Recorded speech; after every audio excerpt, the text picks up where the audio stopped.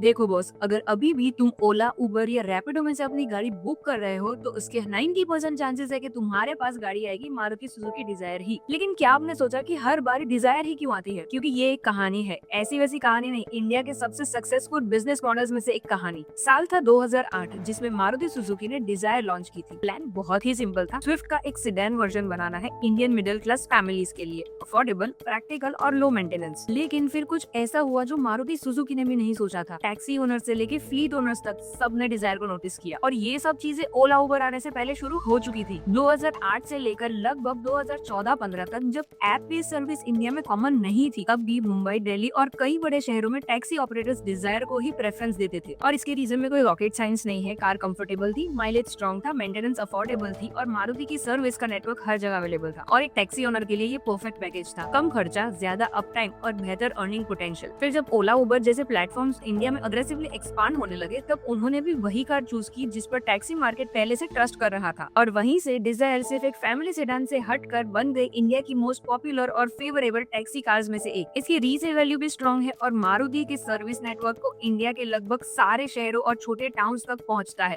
और एक taxi driver को चाहिए भी क्या इससे ज्यादा। बस यही फॉर्मूला डिजायर ने परफेक्ट तरीके से क्रैक कर लिया। धीरे धीरे डिजायर हजारों ड्राइवर्स की इनकम मशीन बन गई। और ऐसा बिल्कुल नहीं है कि मारुति की बाकी गाड़ियां पीछे है। वैगनआर टूर और अर्टिगा टूर भी टैक्सी सेगमेंट में ड्राइवर्स की फेवरेट गाड़ियां हैं, क्योंकि उनके लिए ये गाड़ियां लग्जरी नहीं लेकिन रेवेन्यू जनरेट करने का एक टूल है। लेकिन सेडान सेगमेंट में जो ट्रस्ट डिजायर ने बनाया है उसका कोई जवाब नहीं। तो क्या अब तुम कहानी समझे कि जब भी तुम कैब बुक करोगे तो डिजायर ही क्यों आएगी? मारुति ने सिर्फ गाड़ी नहीं बेची, मारुति ने बेचा ट्रस्ट, और इंडिया आज भी ट्रस्ट ही खरीदता है। तो आपके विचार हमें कमेंट सेक्शन में जरूर बताना, और ऐसे ही थॉटफुल इन्फॉर्मेटिव वीडियोस के लिए पेज को फॉलो किए बिना मत जाना।